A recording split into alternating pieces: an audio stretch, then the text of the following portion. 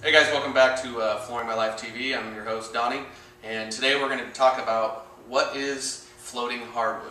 So I think many people are confused. They think that floating hardwood is actually a type of hardwood floor, and floating actually refers to an installation type. So engineered hardwoods get floated as an installation. So the two different types of floating hardwoods that you'll get is one is where the tongue and groove is actually a locking system, similar to what you see here. So it locks together.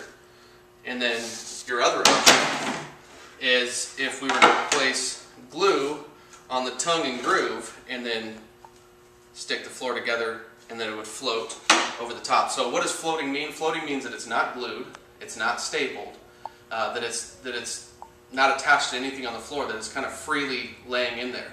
Your trims and moldings are usually what tack it down, but it's a very, very sound installation and with no compromise in quality. So it's going to give you the same performance as a glue down or a nail down hardwood would do. It actually has a lot of good advantages and can save you a lot of money. Some of the advantages are what it can actually go over. So you know, it can go over concrete, it can go over plywood, and it can go over an existing floor.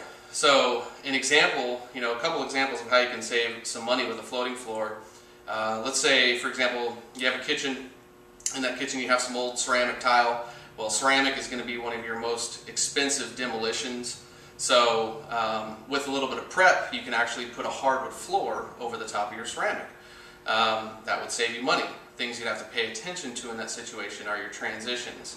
Making sure you don't trap your dishwasher, that you can go out in and out of your doorways and things like that. Make sure you have a professional come out and give you an estimate. Other ways where you may be able to save a couple bucks is, let's say you pull up your carpet and there's old asbestos tile underneath. Well, instead of removing the asbestos, which is going to be an expensive project and require another contractor to come in, you just don't disturb the asbestos and put a floating floor right over the top. That could save you thousands of dollars in some cases. And another last way, maybe I'll save some bucks with a floating hardwood floor, is if you're dealing with a moisture situation on a concrete slab. A lot of times your sealers for adhesive or your 2-in-1 adhesives are going to be a lot more expensive than what a 3-in-1 underlayment would provide for a moisture barrier. So you can save sometimes there $1.50 a square foot by buying a quality moisture barrier underlayment and using that opposed to a sealer. Now, with that being said, definitely still take the same actions with your moisture tests and your calcium chloride tests because not all underlayments will warrant all different types of moisture. So your higher moisture content may require a sealer too, but a lot of times, most times, we find that the underlayment is good. So I hope that that helps you guys out. We have a lot of good floating floors in our library. Check out Cares, check out Mirage Lock.